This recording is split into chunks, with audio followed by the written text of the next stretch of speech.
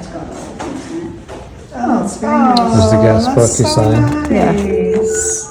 Yes, That's very nice. and they must have cards. I haven't seen the cards. In the room.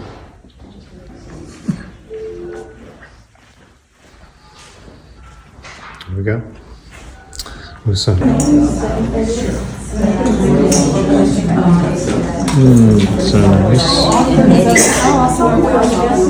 I mean, we're here for that, right? As we get older, our groups get smaller, don't they? They move to other places and whatever. But first, we would thank you for being here as we do a, what do we call a soft memorial for Dave. And we've got with us our very best friends who we've traveled with. They're Delta Airline people as well as we are. So for the last 50 or 60 years, we've been traveling together. And unfortunately, they couldn't get back from Arizona for this, but we've got Ruth. We have the same first name. She's Ruth Ann, but we call her Ruth and me Ruth Ann, so we can tell the difference. On our line with us. Good morning, Ruth. Good morning, sis. It's 3 hours difference right now in Arizona, so she's early morning. But she's going to start us off with a little intro, since she's done many of these kinds of ceremonies in the past, and we've wanted her to be a major part of this memorial or discussion with Dave. Okay. Ruth? Okay, it's probably a good idea to do a sound check because this is not exactly what we had hoped to have. Is everybody able to hear me? Yes. Good. You may not be able to see me as well, but I understand that it's better than just having a video. I really want to thank everybody for coming together for this great occasion, celebrating Dave's life, and for family and friends to pay tribute to him.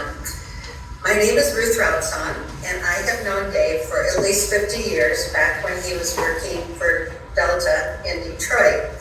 But I've really just gotten to know him well the last 20 years maybe, when my husband Russell, who had worked with Dave, and I started doing a lot of traveling and playing cards with Dave and Ruth Ann. I don't know how many of you are card players, but if you play men against the women, there's real competition. You know, those of you that know Ruth Ann know that she's very competitive too, and we'd like to come out winning more than the men did. I'm really sorry that I can't be there, but as she mentioned, we are in Arizona for the winter, but I do feel honored that she wanted me to do this for Dave and for her. So, getting a little more serious now, David Walsh was born on December 31st, 1937 in Highland Park, Michigan. Moved to West Branch when he was about 5 years old because his parents were going to help out with an uncle's bar and hotel business. He grew up playing a lot of sports, football, basketball, tennis, and actually won a regional basketball title in his senior year. His dad trained him to take over this family business, but after about a year, he said, "Dad, this isn't really for me."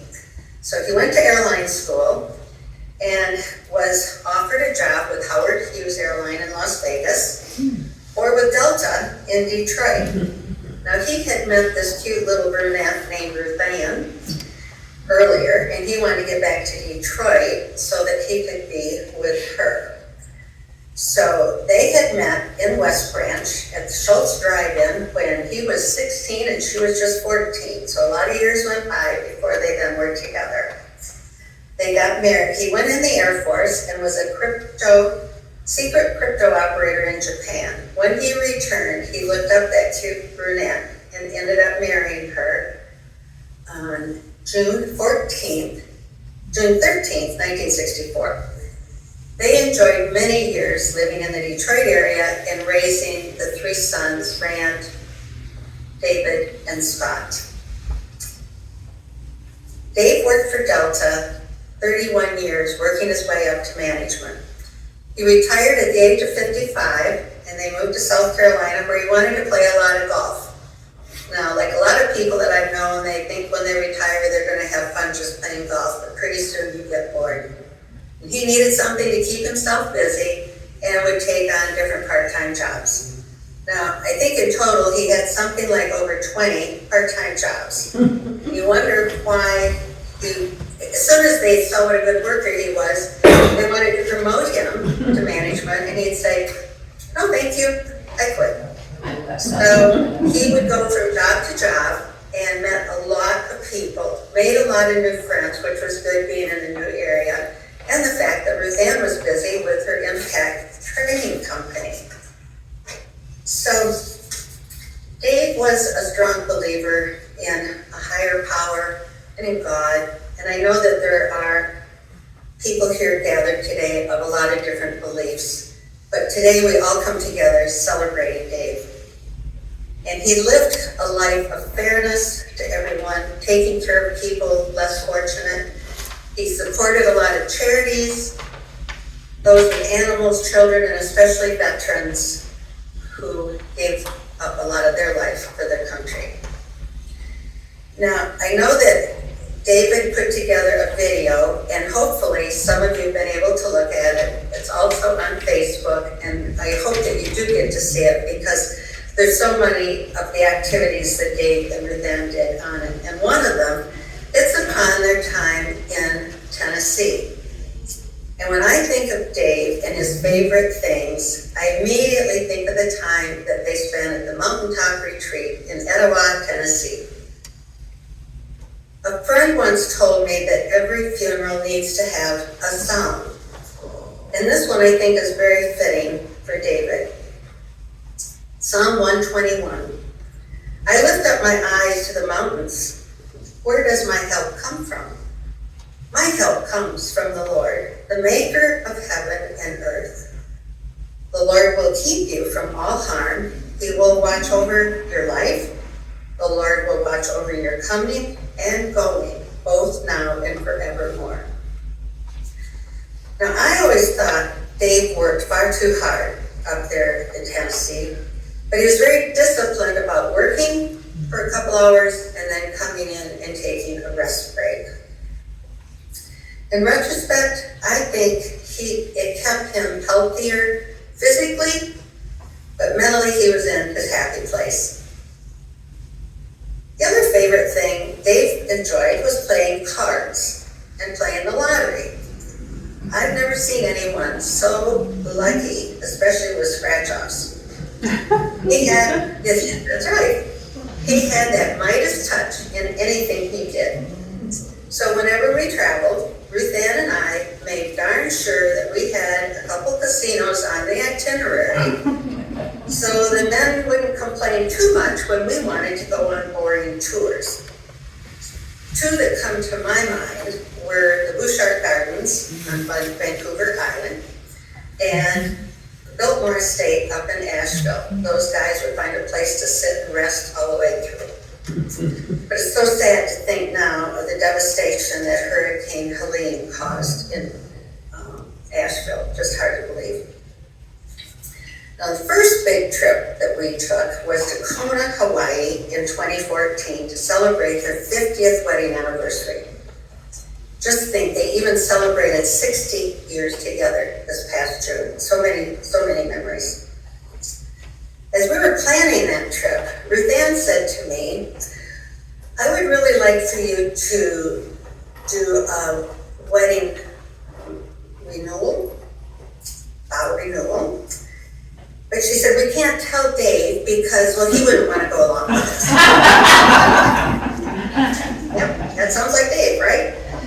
So here's the challenge, trying to get everything together, and I knew the perfect beach to go to. But we couldn't tell Dave why we sort of wanted the guys to dress up a little bit, and we were dressing up a little bit, and somehow we pulled it off, and I really think Dave was touched by it. And if you get to see the video that David has put together, there are pictures of us on the beach with their leis and whatnot, and that was their 50th wedding anniversary. Now, another trip, you'll get a chuckle out of this, was totally planned around Wild Bill Hickok's death in Deadwood, Colorado.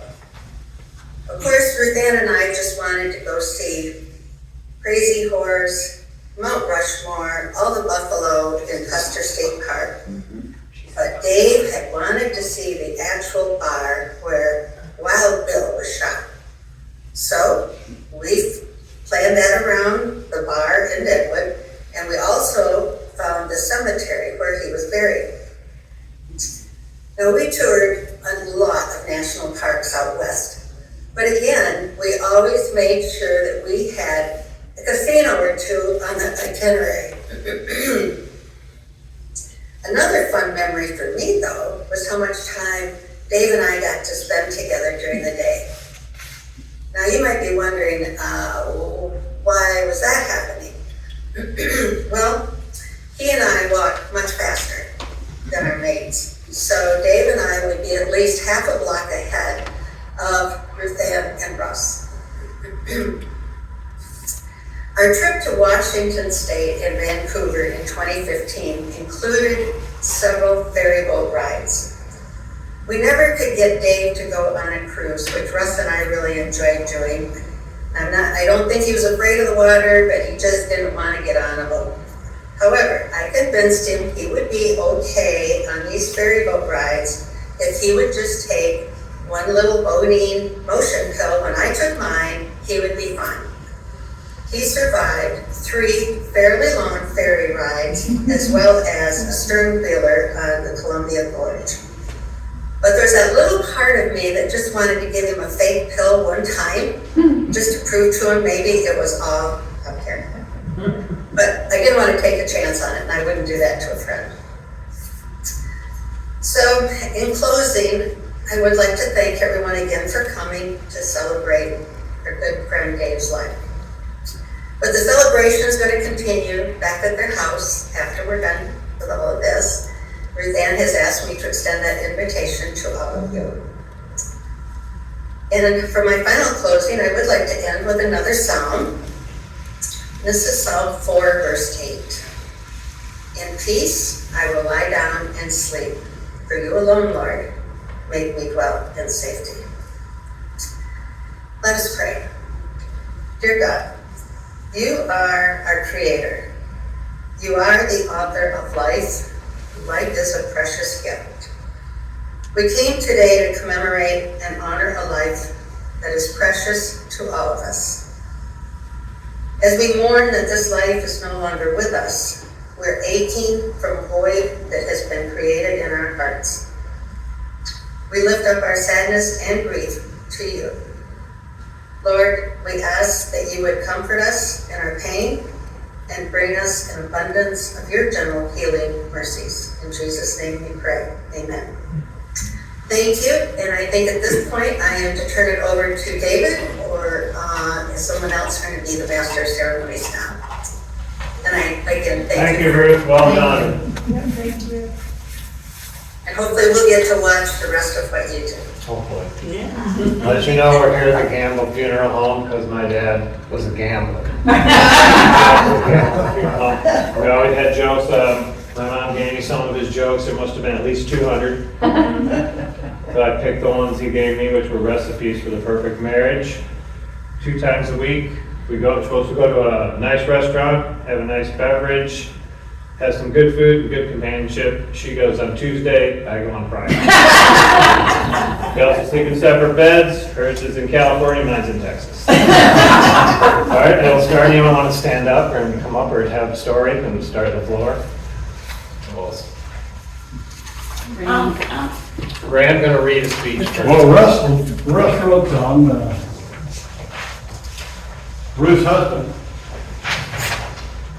Couldn't be here also, so he left he wanted to say some things, so I'll just read his statement here from my brother Dave. Dave and I have been friends for more than 40 years. Dave was not just a friend, we were more like brothers. Working at Delta Airlines, we had many similar work issues. We also had many similar life experiences. We agreed on most everything. We spent many hours together playing Texas Hold'em and euchre. We also played golf, and after he transferred to Hilton Head City Ticket Office from Detroit, and I transferred to Atlanta, we remained close friends. He invited me to play golf tournament at his course at Rose Hill, and I still have the Rose Hill golf shirt. He was a better golfer than I was, but he played with me anyway. As far as poker was concerned, we went to Las Vegas several times. when Rand turned 50, the three of us went to Vegas and played in the World Series of Poker senior event. Ruth and I took several vacations with Dave and Ruth Ann. It became an annual event. Ladies just about always worked it out, so we spent one night in the casino, as she already told you. One weekend, my golf club was having a casino night. We invited Dave and Ruth Ann to Georgia, and I registered Dave as a guest. The tournament came down to the last two players at the final table. His opponent was arguing that because of the previous hand, the pot was light. Dave sat there quietly, let him argue with the dealer. And finally, Dave asked him what would make him happy. He said Dave should put in extra chips in the pot. So Dave quietly put them in. His opponent then slapped down a pair of kings on the table, thinking that he would win the pot and the tournament with the best hand. Dave very quietly turned over his pair of aces and won all the first place prizes. The next week, one of the golfers said someone brought in a professional ringer to win that tournament. I simply told him Dave was just a good friend of mine. I saw Dave play a lot of poker, and he was always quiet and cool. However, Dave was always that way about everything in his life, and I always remember his quiet kindness and his sense of humor. If I'm lucky, I'll still play poker with him again. Thanks for your friendship, Russ. Sit down. Yep, poker and jokes. He told me I should take my wife everywhere, but she's gonna find her way back. Sue, you wanna come up? When I think of Dave,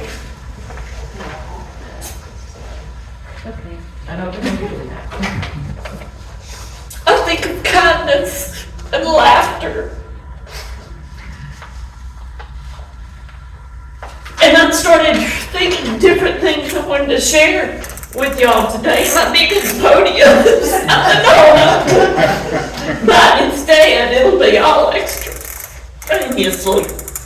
But I was fortunate to meet Dave and Ruth Ann in 1999, and we quickly became fast friends. And we spent a lot of time together.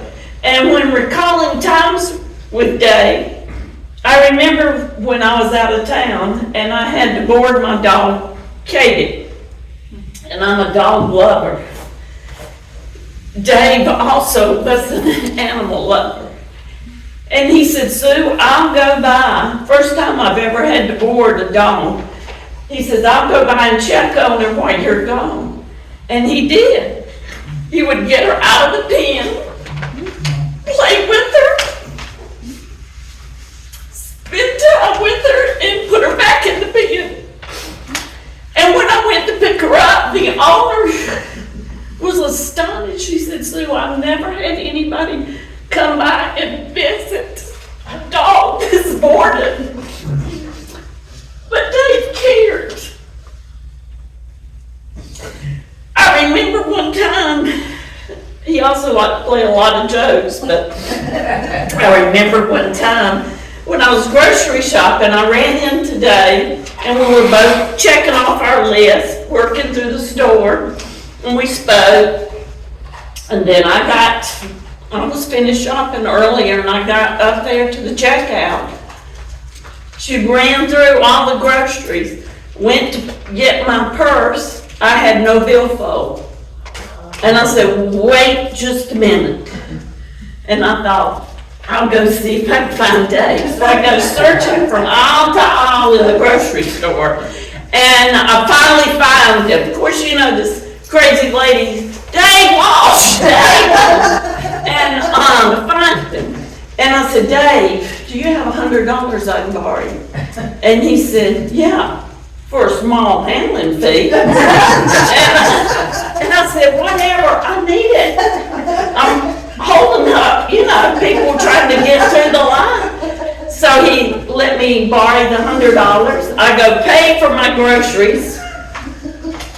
I get out of there, but I remember the statement.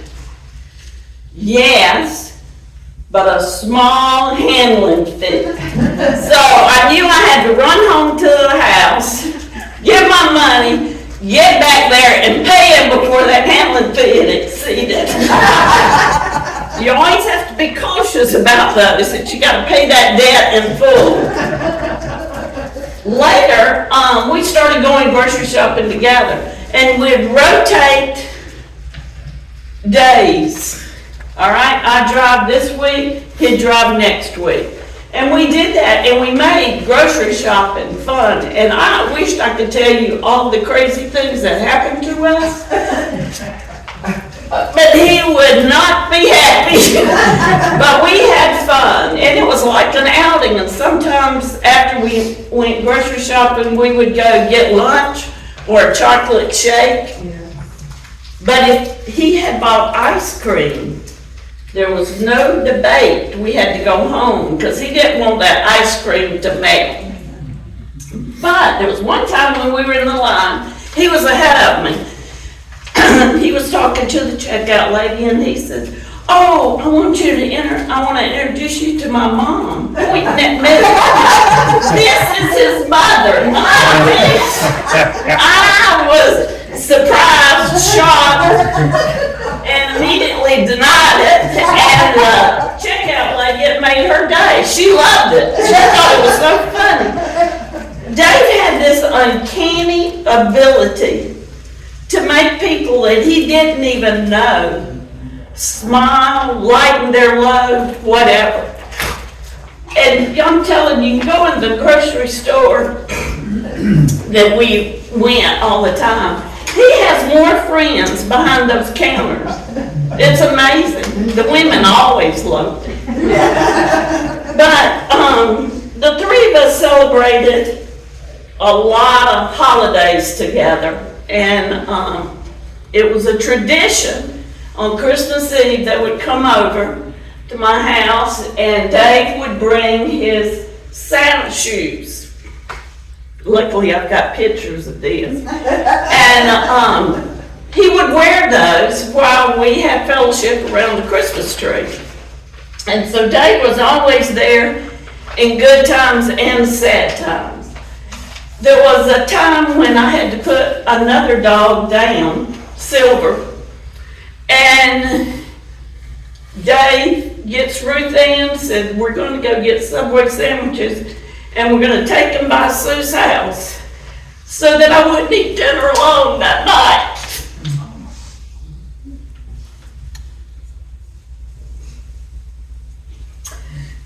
Dave cared about people. He touched all of y'all's lives, but he enriched our lives. And I shall miss the great times we had.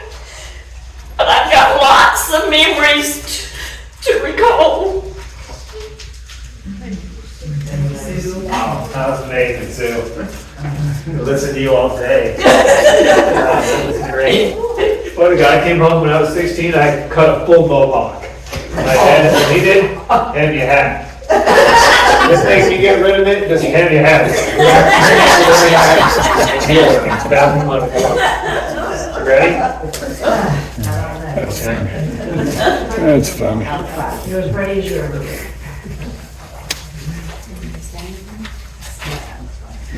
I moved in across the street to all these neighbors, and I've never been in a neighborhood like this one that cared so much for everybody. Everybody became friends, and we all cared for one another. We looked out for one another. But every now and then I'd get a phone call in the evening. I became a widow while we lived there, and I'd get a phone call that said, "Hey, you want pizza for supper?"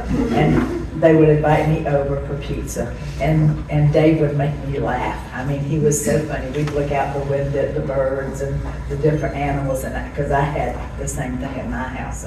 But we shared a lot of stories. He was good at gardening, and so we would talk gardening sometimes because I enjoy gardening too. But it was just a real special friendship that we developed, and I guess it really started with one day he was in the front yard, and I knew he had a hearing problem, and I stood in my front yard and I went, "Hey, Dave," as loud as I could, and he turned around and he went, "Hey." Anytime he was out there and I wanted his attention, I would holler at him, but he was a really sweet, both of them have been really, really sweet, kind neighbors. So I wish I had had time to get to know them a little bit better, but they were wonderful. This whole neighborhood is wonderful. We have a lot to be thankful for, because everybody will help everybody else. Thank you. I want to just say that, sit down. I wanted to say that with my mom living across the street that, and I did not live with her, but whenever I would come over and can always remember these knocks at the door, and Dave's standing there with a plate in his hand, and he's like, "I've been up so early this morning, I need you a fresh cake." And so they were always exchanging cakes, and my mom would make banana bread for him and take it to him, and he just loved and raved about her banana bread.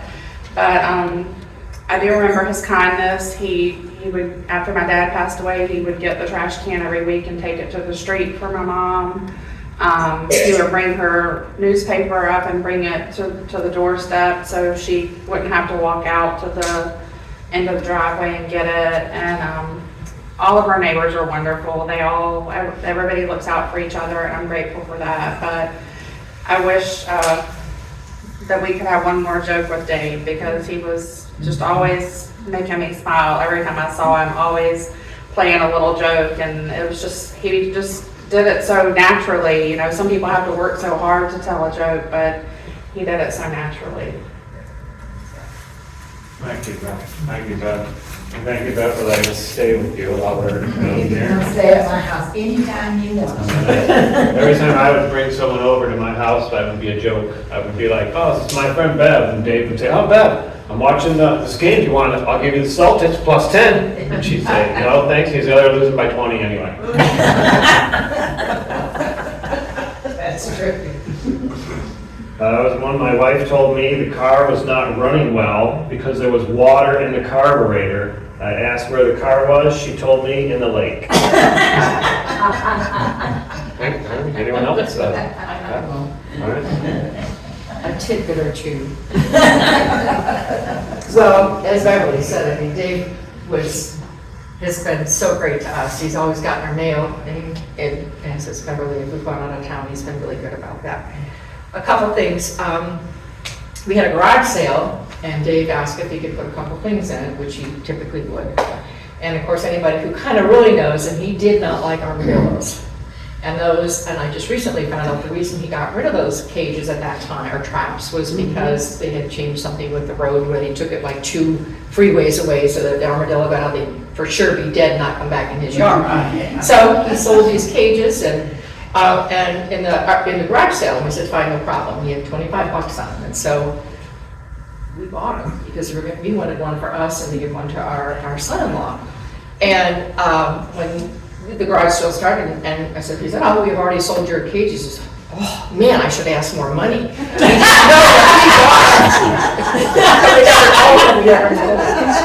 "No, the other thing is, and I just found this out too, went through Dan's business, and we would, of course, across the street, and every time I look at the mailbox, I always had the flag up. And I'm thinking, man, they send so much mail. But it was great, because then we would kind of know, well, you know, the mailman's come, so it's going to be a while before it gets to us.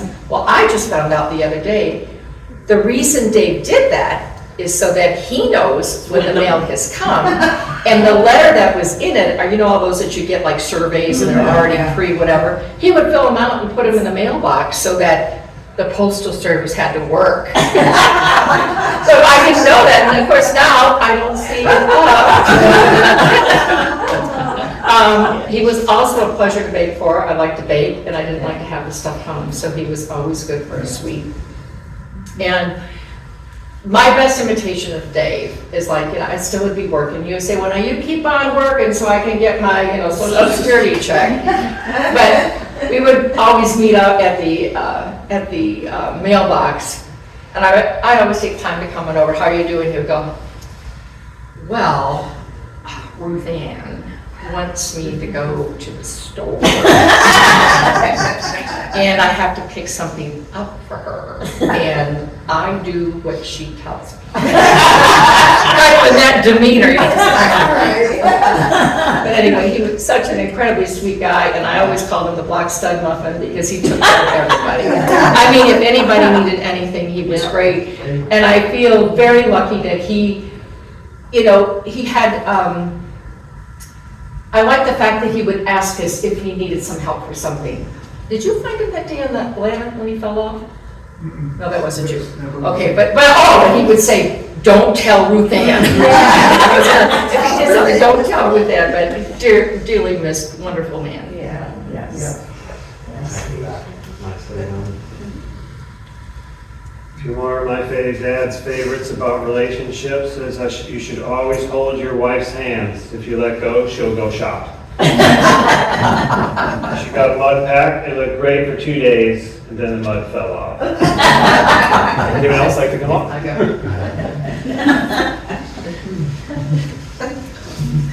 So, 3 things, just quickly, and this speaks to both Ruth Ann and Dave. When they first moved in, the day the movers were there, I went over to introduce myself. I'm from the Midwest, and that's just what you do. Didn't have a casserole, but I did go introduce myself. And Ruth Ann, being lovely, and we're talking, and I'm watching the boxes go in. And I'm aware that this one big box, it's a large box coming, and on the side of it, in this immaculately printed handwriting, was sex toys, master bedroom. And I thought, I am going to love these people. That's how I learned about Scott's what's the date? Whatever. I forget which one admitted to it later, but anyway, that was like, oh yeah, they're going to fit right.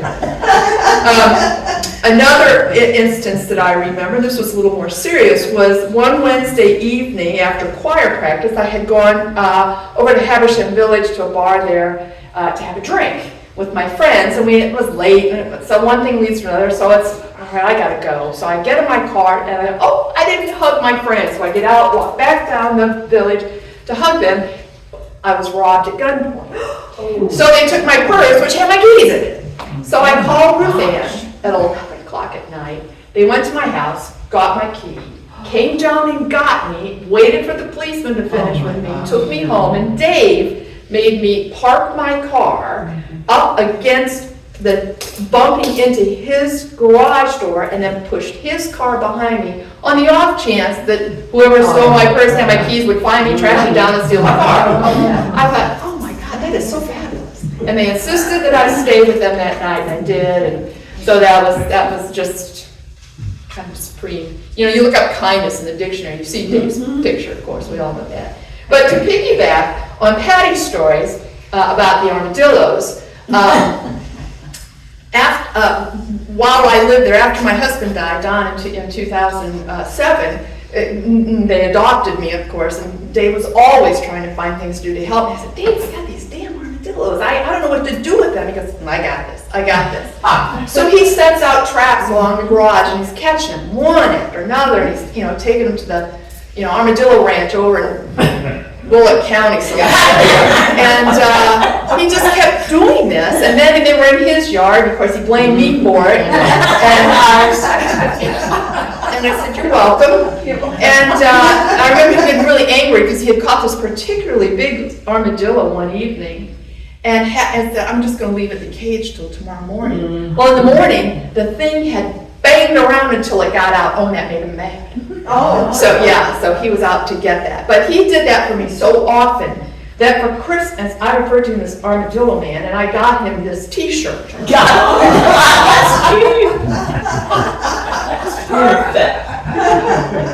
armadillo. Yeah. So he was just so special to me and was so kind to me. And after, when I was getting ready to go on the road, I had the big, sold the house and the big sale and everything, and he went over and bought a couple of my husband's maps, which really meant a lot to me that he thought that much of him to do that. And so that was always very special to me. And so that's what I wanted to share. Beth, speaking of the armadillo, the reason why he took the armadillo so far away, his theory was that, because I said, just drive down the street here, because at that time there were no houses there, And he said, well, I go across 95, and I got this spot where I dump them, and his theory was that if they ever start to want to come back, they'll get run over on 95. Right. He was so proud of himself that he had figured that out. And that was where he took all his armadillos and his raccoons. That was awesome. Yeah. Listen to your stories. Anyone else like to come up? But I'll just meet back at the house. Bob, want to come up? First, thank you to all of you for caring and being part of our lives. I've just gotten all kinds of feedback from Delta Airlines, all the people he worked with over the years, and just many, many, many. We miss Dave, and he was such a great guy. And there's just one, he had 2 secretaries most of the time. It was the same woman when he was in Detroit. And they were lovely ladies, but they thought the world of David. And one, I'm gonna read you what one of them just sent us in a card to us. And she says, "I am so sorry to hear of Dave's passing. He was the best boss I ever had. He made working at Delta fun. My prayers are with you and your family." That's so cool. You know, if somebody can leave behind words that people say he's kind and he was loving and caring, you know, secretaries really get bumped on a lot if you've ever been in that kind of position. But for the secretaries to say these kinds of things about him, he could have been a completely different person. But I think that what Ruth and Russ, her husband, they also worked at Delta. In fact, Dave was Russ's boss for a while. Then Russ went off flying planes and became his trainer of all Delta pilots in Atlanta. So we love them very much, and you know how you have people that you grow up with? Well, that's what we did with them. And they will tell you, this is how Delta is. It's like our neighborhood. That's how Delta was with us. Here's Russ that you've been hearing about. Yeah. Russ had a stroke recently too, so travel was difficult for him, or they would have been here too. They just got to Arizona.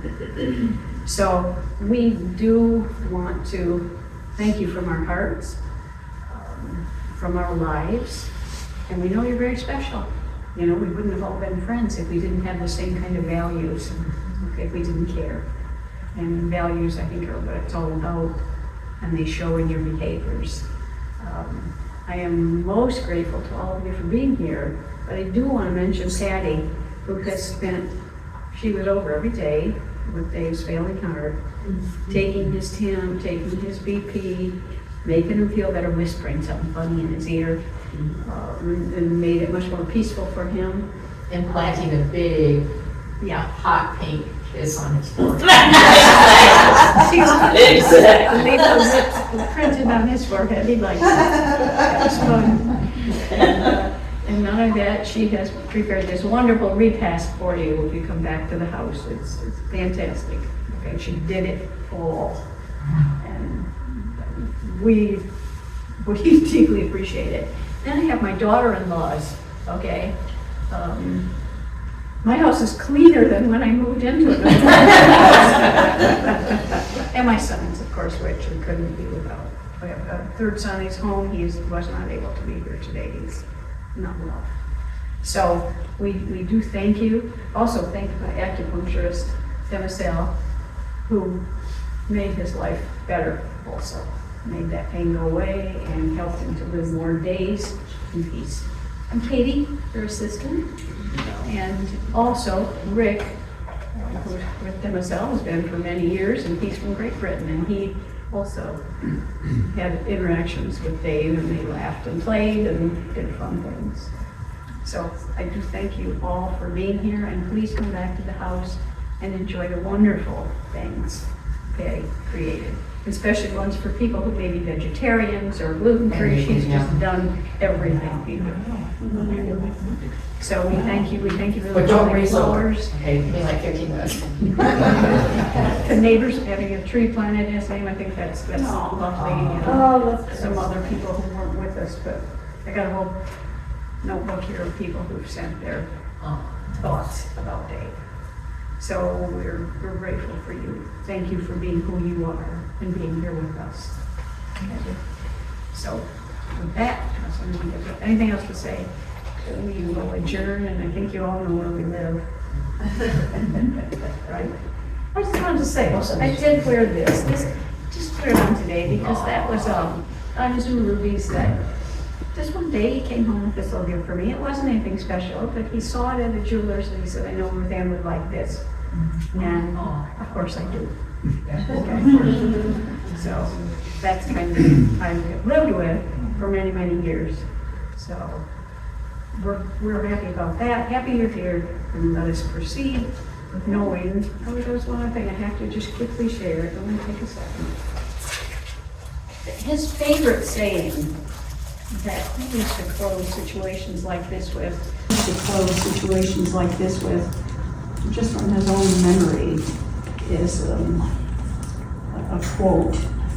"Oh, raise up thine eyes to eternal skies, in thy bondage strike out to be free. Hush the whispering voice of the infinite why, with I am, and I was, and I ever will be." That was his belief, and we know that's true of him. So thank you all. Very nice. What, you're still here?